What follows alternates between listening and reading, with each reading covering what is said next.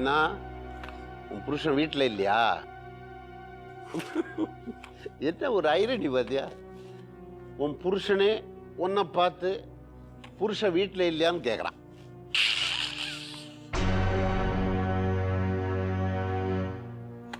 என்ன அப்படி பார்க்குற?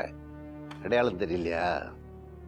இந்த ஆடி எடுத்துட்டேன்ல, ஓடிப்போன பொண்டாட்டி கிடைக்கட்டுமே அப்படின்னு நேர்ந்துக்கிட்டேன்.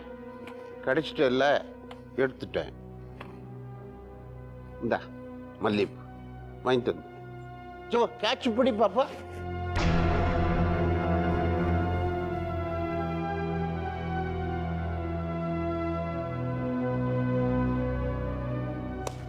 ஒன்னும் இல்லை வாசிக்கு, பணம் ட்ராப் பண்ண பேங்க்குக்கு போனேன். ஹாலிடேயா? அப்புறம் தான் ஞாபகம் வந்தது, நீயும் பேங்க் தானே எனக்கு, 24 hours பேங்க். அதான் பணம் ட்ராப் பண்ண வந்தேன் செலவுக்கு. ஜஸ்ட் $200. Pittance for you. இல்லைன்னா ஒன்று பண்ணுவோம் கண்ணு, எனக்கு ஒரு சம்பளம் ஃபிக்ஸ் பண்ணிவிடுவோமே. ஹஸ்பண்ட் ஃபீஸ் தான் school fees, doctor fees, lawyer fees மாதிரி ஹஸ்பண்ட் ஃபீஸ். என்ன வேணாமா? சரி, சம்பளம் வேண்டாம்னா பென்ஷனாக வச்சுக்குவோம். மாதம் முதல் தேதி ஆனால் வந்து வாங்கிட்டு போயிடுறேன். என்ன அப்படி வேண்டான்றியா? அப்போ டேக்ஸ்ன்னு வச்சுக்கோ, இன்கம் டேக்ஸ் மாதிரி எம்எம் டேக்ஸ். 3 முடிச்சு போட்ட உங்கள் ஹஸ்பண்டுக்கு, இந்த பாவிக்கு, இந்த முத்துக்குமாரசாமிக்கு நீ கொடுக்குற டேக்ஸ். முத்துக்குமாரசாமியா? இன்னும் எத்தனை பேர்ல ஊரை ஏமாத்திட்டு தெரியற? நான் தசாவதாரம் மாதிரி வாசுகி, பல அவதாரங்கள் இருக்கு எனக்கு. உன் வீட்டுக்காரருக்கு ஜேம்ஸ் ஐயர், சில பேருக்கு முத்துப்பாண்டி, இன்னும் சில பேருக்கு முத்துக்கருப்பன், அப்பப்போ முத்தன ஷெட்டி, இன்னும் முத்துமாணிக்கம், முத்துகிருஷ்ணா, முத்துராஜா, முத்துக்குமாரசாமி, முத்து சுப்பிரமணி. ஆனால் உன்னை கல்யாணம் பண்ணிக்கிட்டப்போ பேர் என்ன தெரியுமா? முத்துமணியன். பேரில் என்ன இருக்கு darling? What is in a name? A rose is a rose is a rose ன்னு ஷேக்ஸ்பியர் சொன்னான். கண்ணாயிரம்னு பேர் வச்சிருப்பான், ஒத்த கண்ணனா இருப்பான். தேன்மொழின்னு பேர் இருக்கும், திக்குவாயா இருப்பான். திரவியம்னு பேர் இருக்கும், பணத்துக்கு லாட்டரி அடிச்சுக்கிட்டு இருப்பான். 200 rupees. ஒரு பைசா கூட தர மாட்டேன். முதல்ல இடத்த காலி பண்ணு. அவர் திரும்பி வர நேரமாச்சு. நீ போயிடு. Get out. அவர் வந்தப்புறமே கெட் அவுட் ஆறேன். அவர்கிட்ட சொல்லிட்டு கெட் அவுட் ஆறேன். லுக் ஹியர், உன் பிரசன்ட் புருஷன் மேஜிஸ்ட்ரேட்டா இருந்தவன், நீ வக்கீலா இருக்க. ரெஸ்டிடியூஷன் ஆஃப் கான்ஜுகல் ரைட்ஸ் அப்படின்னா என்னன்னு நான் சொல்ல வேண்டிய அவசியம் இல்லை உனக்கு. கோர்ட்ல கேஸ் போடுவேன், என் பொஞ்சாதி எனக்கு திரும்ப வேணும்னு. என்னாகும் தெரியுமா? தீர்ப்பு என் பக்கம் தான் கிடைக்கும். அப்ப நீ என் கூட வந்து வாழ வேண்டியதா இருக்கும். அது பெட்டரா இல்ல அப்பப்ப ரூபாயை கொடுத்து இவனை வெட்டி விட்டுறது பெட்டரா? வெட்டு 200 ரூபாய். லண்டன்ல இருந்தப்போ ஒரு மாதிரி சித்திரவதை பண்ண, இப்போ வேற விதமா சித்திரவதை பண்ண ஆரம்பிச்சிட்டேன். Cheat, you are a bloody cheat. சும்மா நிறுத்துறி. இந்த கண்ட்ரியில என்னமோ நான் ஒருத்தன் தான் சீட்டு மாதிரி, மற்றவங்க எல்லாருமே ரொம்ப யோகியனுங்க மாதிரி பேசாத. Every second individual in our country is a cheat. From an autocrat to an auto driver, from a pin maker to a king maker, a corrupt politician. Is he not a cheat? How many are there in this country? That is why we have elections every second year. With this phenomenal increase of this tribe, we may have to face elections every second month. We live in a democratic country where cheating has become a democratic way of life. How many scams are there? How many scandals are there? Turn the pages of a newspaper. In every page you will find half a dozen scams. Leave alone politicians. Even some godmen are cheats. What do you say for that? Some of them are in jail, Kambi and Ra, in this country. Let me ask you a simple question. How many of you are paying income tax? Legitimate tax. Why then a need for a voluntary disclosure scheme? There are umpteen cheats who revel in black money without paying tax. You go and buy a car in Pondicherry with Pondicherry registration. Why? Why, madam? You want to evade Tamil Nadu tax. Is it not cheating? பிரமாதம் ஐயா, பிச்சு புட்டீர். ஒவ்வொரு வார்த்தையும் அக்ஷர லட்சம் பெறும். அண்ணா, நீங்க எப்போ வந்தேன்? ஈவன் சம் காட்மன் ஆட்சி சொன்னே, கரெக்டா அப்பதான் வந்தேன். அப்பதான் வந்தேளா? பரவாயில்ல, பாதியிலேருந்து தான் வந்திருக்கேன். நீங்க முழுசா முதல்ல இருந்து கேட்டிருந்தேன்னா அப்படியே ஆச்சரியப்பட்டு போயிருப்பேன். உட்காருங்கண்ணா. உட்காரலாமே அண்ணா, ஒரு நிமிஷம். My best wishes. என்னடா இதெல்லாம்? அப்படி இல்லை, முதல் முறையா உங்க ஆத்துக்குள்ள காலடி எடுத்து வைக்கிறேன். வெறுங்கையோட வரலாமா, அதான் பொக்கையோட வந்தேன். உட்காருங்க. நான் எத்தனாவது எத்தன்னு அன்னைக்கு ஒரு கவிதை சொல்லிட்டு இருந்தேனே, அந்த கவிதை பிரகாரம் பார்த்தா இந்த நாட்டில் எத்தனை விதமான எத்தர்கள் இருக்கிறார்கள் அப்படின்னு ஒரு சர்வே ஒன்று பண்ணிட்டு இருந்தேன். நீங்க வந்துட்டேன். முதல்லயே வந்து கேட்காம போயிட்டேன். வாசுகி, ஜேம்ஸ் சார் காஃபி கொடுத்தியா? பரதன் சார் வந்த அப்புறம் தான் நான் காஃபி சாப்பிடுவேன்னு சொல்லிட்டு இருந்தேன். இப்போ காஃபி சாப்பிட்றேன், கொண்டு வாங்கோ. கேடுகட்ட காப்பி கொட்டை என்ன விலை ஆயிடுத்து பார்த்தீங்களா? ஒரு கிலோ 200 ரூபாயாமே. 200 rupees. 200 rupees. அதை விடுங்கண்ணா, கேவலம் காய்கறி. யானை விலை குதிரை விலைன்னு போயிடுது. போற போக்கில் வெத்த குடமும் சுட்டாப்பழம் தான் சாப்பிடணும். வாஸ்தவம் வாஸ்தவம். இன்னும் சொன்னா அப்பளக்கட்டு கூட ஒரு கட்டு 200 ரூபாய் ஆயிடும் போல இருக்கு. 200 ரூபாய், 200 rupees. எங்க போய் சொல்றது?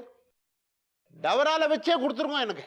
ஆமா, எனக்கு டவரா டம்ளர்ல காஃபி சாப்பிட்டா தான் காஃபி சாப்பிட்ட மாதிரி இருக்கும். இந்த கப்பன் சாசர்லாம் எனக்கு ஒத்துக்கிறதே இல்லை. டவரால வச்சே நீங்க கொடுத்துருங்க.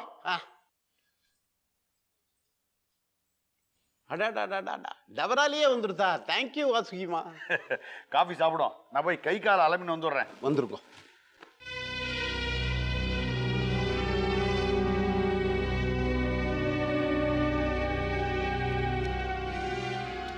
கவலைப்படாத, இன்னும் ஒரு வாரத்துக்கு இந்த பக்கம் நான் வரமாட்டேன்.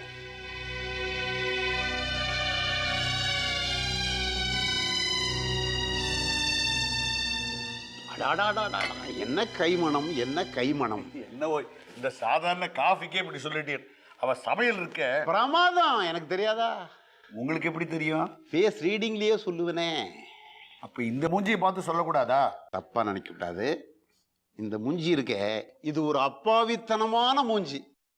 யாரு எதை சொன்னாலும் நம்பிடும். அது என்னமோ வாஸ்தவம் தான். அப்ப நான் வரேன், உத்தரவு வாங்கிக்கிறேன். அப்படி என்ன அவசரம்? கால் என்ன கஞ்சியா கொட்டின்னு வந்திருக்கீர்? சுவாமி, சூப்பர் ஸ்டார் இருக்காரே, அவர்கிட்ட ஒரு அப்பாயின்மெண்ட் வர சொல்லி இருக்கார். அப்படியா? அதாவது நான் ஒரு கவிதை தொகுப்பு ஒன்று போட்டு இருக்கேன் இல்லையா, அதுக்கு அவர் தான் அணிந்துரை. நான் ஒரு அணிந்துரை கொடுத்தால் அது 100 அணிந்துரைக்கு சமம் எழுதிட்டார். அதுல வரட்டுமா? நான் வரேன், நான் வரேன்.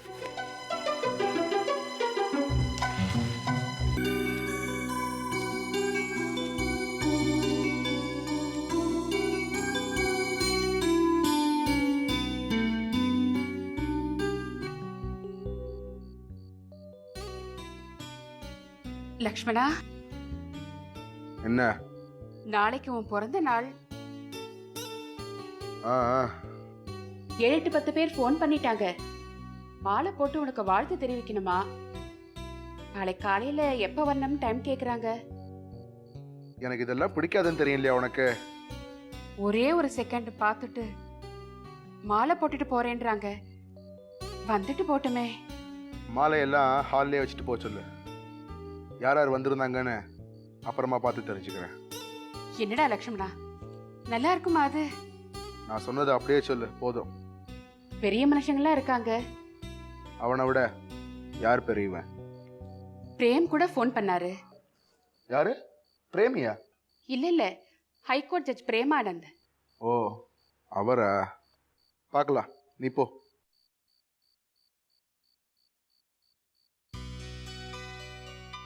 தி ஜானகிராமன் சொல்லுவாரு, வாய்ப்பாட்டை ரசிக்கிறதுக்கு ஒரு திறமை வேணும்னா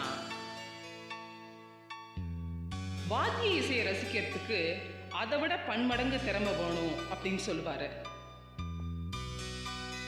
தீபாவளி வந்தா புது புடவை சரி, கிரகணத்துக்கு எதுக்கு புது புடவை? புடவைன்னு சொன்னோடனே ஞாபகத்துக்கு வருது, இந்த வெங்காயம் வேற நம்மளை அழ வச்சுக்கிட்டே இருக்கு. நறுக்கும் போதெல்லாம் நம்ம சிரிக்க வைத்த ஒரு வெஜிடபிள் இருந்தா எவ்வளவு நல்லா இருக்கும்.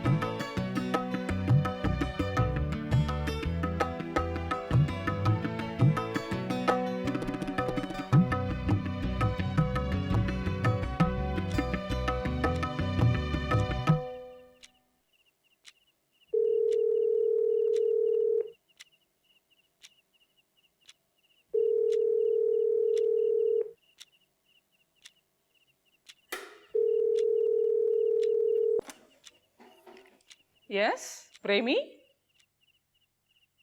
ஹலோ. நான் தான் டார்லிங், உன் பழைய தோஸ்த், ஊர் பேர் இல்லாத அனானிமஸ் தோஸ்த். தூக்கத்தில் தொந்தரவு பண்ணிட்டனா? பேசணும்னு தோணிச்சு. ஆமாம், இன்னும் எத்தனை நாள் தான் இப்படி தனியாக இருந்துக்கிட்டு குடும்பத்துக்காக உழைக்க போகிற? உனக்குன்னு ஒரு வாழ்க்கை வேண்டாமா? நேரில் வந்து உன்னை பார்த்து பேசலாம்னு முடிவு பண்ணிட்டேன். ஓ, வாட் அ சர்ப்ரைஸ். முறையாக நீ கோச்சுக்காம சிரிக்கிற என் பேச்சை கேட்டு. Thank you darling. இப்பெல்லாம் எனக்கு உன் குரலை கேட்டா கோவமோ எரிச்சலோ வரதில்ல, சிரிப்பு தான் வருது. போன வைடா படவா.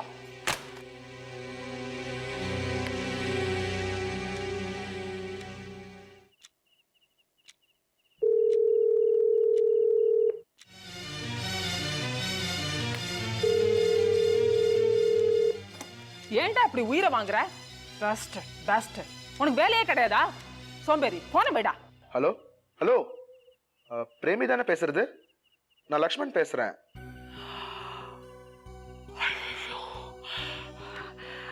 ஐயோ, I'm sorry sir, I'm sorry. No, it's okay. ஐயோ, ஐம் சாரி சார், சாரி, மன்னிச்சிடுங்க. யாரோ ஒரு பாஸ்டர் சும்மா டெலிஃபோன் பண்ணி எனக்கு டிஸ்டர்ப் பண்ணிக்கிட்டே இருந்தான். அதான் கண்ணா பின்னான்னு திட்டிட்டேன். I'm really sorry. என்ன விஷயம் சொல்லுங்க. என்ன இந்த அகால வேலை டெலிஃபோன் பண்ணுறேன்னு பார்க்குறியா? மணி 12 அடிக்கிட்ட மேலே தான் வெயிட் பண்ணேன். எஸ், இன்னைக்கு என் பிறந்த நாள். முதல் வாழ்த்து உங்ககிட்டேருந்து வரணும்னு நினச்சேன், அதான் டிஸ்டர்ப் பண்ணிட்டேன். I'm sorry. நோ, அதெல்லாம் ஒன்றும் இல்லை. It's a great privilege for me. Many happy returns of the day. Thank you so much. உன்னை நேரில் பார்த்தா இன்னும் சந்தோஷப்படுவேன், எஸ்பெஷலி டுடே. காலையில் அவசியம் வரேன். Good night. Don't say good night, say good morning.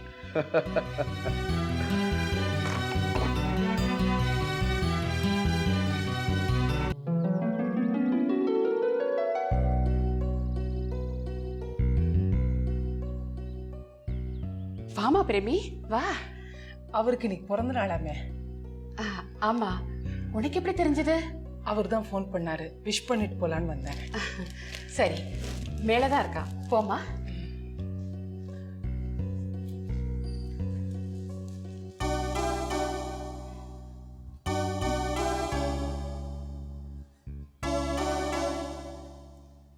அவனே ஃபோன் பண்ணானாமே.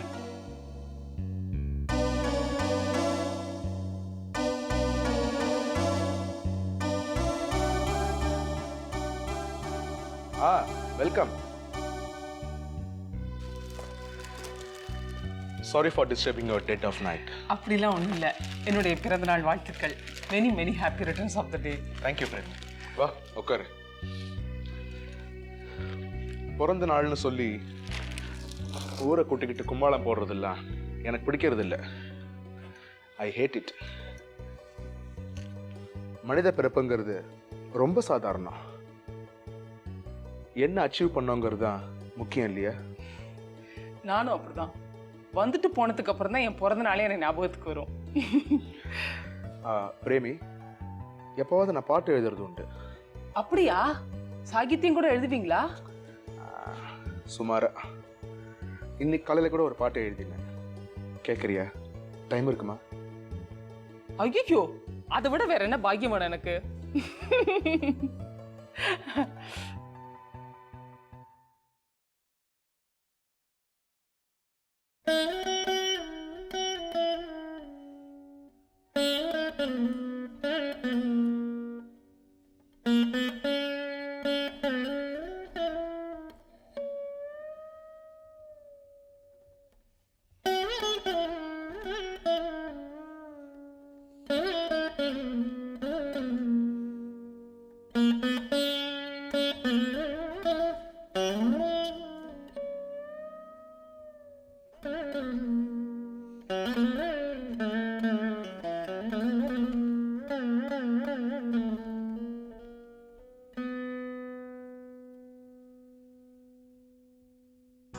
கொஞ்ச நாட்களாய் நெஞ்சம் என்னிடம்